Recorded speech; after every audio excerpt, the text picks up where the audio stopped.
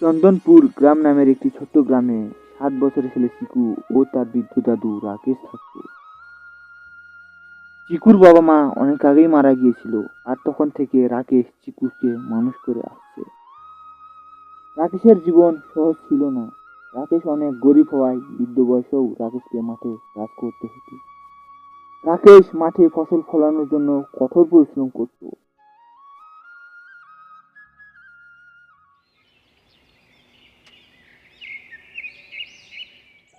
এভাবেই একদিন চিকু স্কুলে ছিল, তখন তার বন্ধু তাকে বলে, আরে চিকু, কালকে তুই আমার ঘরে আসতে পারবি? কালকে আমার মা বাবা কিছু কাজের জন্য শহরে চলে যাবে, আর আমি ঘরে একা হয়ে থাকবো। আমার সঙ্গে খেলার মতন কেউ থাকবে না। তুই আমার সব থেকে ভালো বন্ধু, তাই তোকে বললাম। তাছাড়া আমার ঘরে অনেক সুন্দর সুন্দর খেলনা আর খাবারও আছে। কিরে, কিছু বলছিস না কেন? কালকে কি আমার ঘরে যাবি বল? ঠিক আছে, তুই যখন এত করে বলছিস।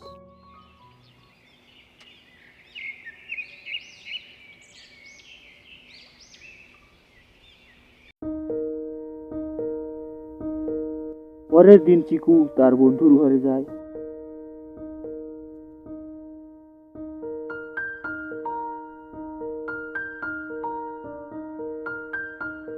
এই তো চিকু, তুই চলে এসেছিস। আমি তো তোর অপেক্ষায় করছিলাম।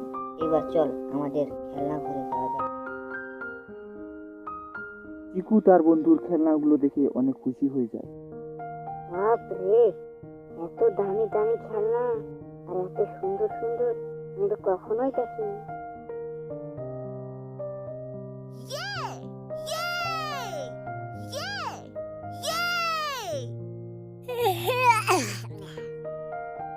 চিকু, অনেক খেললাম রে, এবার চল খাবার খাওয়া যাক।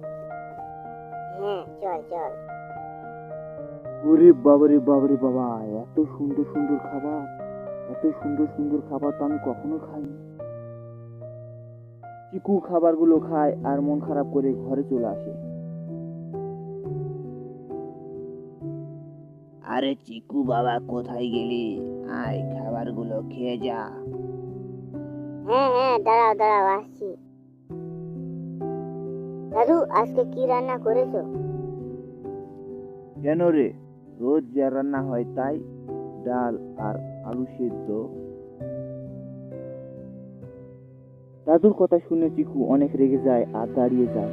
এরপর বলে, শোনো দাদু, এবার থেকে আমাকে অনেক দামি দামি আর সুন্দর সুন্দর খাবার এনে দেবে, না হলে আমি আর খাবারই খাবো না।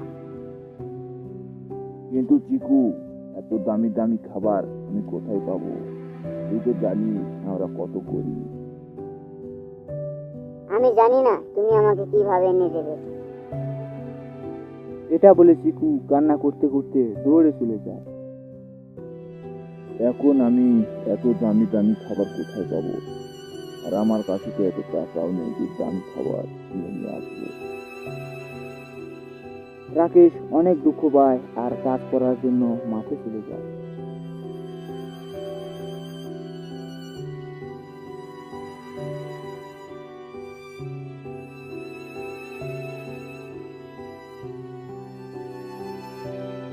ওরে বাপ রে বাপ রে বাপ, রোদের কি তেজ! না, একটু জিরিয়ে নিয়ে খাবার খেয়ে নেই।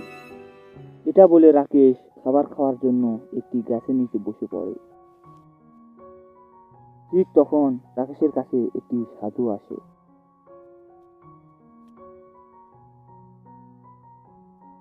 এই যে শোনো, আমি অনেক ক্ষুধার্ত, আমাকে কি কিছু খাবার দিতে পারবে? কেন নয়, নিশ্চয়ই, বসে পড়ুন খাবার খাওয়ার জন্য। বাহ, তুমি সত্যিই অনেক ভালো মানুষ। তোমাকে আমি পরীক্ষা করছিলাম, তুমি পরীক্ষায় পাশ করেছো, আর তাই তোমাকে আমি একটি উপহার দিচ্ছি।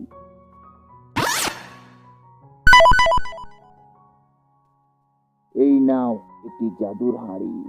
এই হাঁড়িতে তুমি যেমন খাবার চাইবে সে তেমন খাবার এনে দেবে। এইটুকু বলে সাধু সেখান থেকে চলে যায়। আরে, সত্যি কি এটি জাদুর হাঁড়ি? পরীক্ষা করে দেখা যাক। এই জাদুর হাঁড়ি, তুমি আমাকে একটি মিষ্টি হাঁড়ি দাও। আরে, এটা তো সত্যি জাদুর হাঁড়ি। এটাকে বাড়ি নিয়ে যাই, চিকু দেখলে অনেক খুশি হয়ে যাবে। হ্যাঁ। এরপর রাকেশ জাদুর হাঁড়িকে নিয়ে বাড়ি চলে আসে আর চিকুকে দেখায়। কি বলছো দাদু? সত্যি কি যেমন খাবার চাইবো তেমন খাবার এনে দেবে? তাহলে আর বলছি কি, সেই দেখো। এই যে জাদুর হাঁড়ি, তুমি আমাকে অনেক সুন্দর সুন্দর খাবার দাও। আরে এটা তো সত্যি জাদুর হাঁড়ি, এবার থেকে আমি সুন্দর সুন্দর খাবার খেতে পারবো।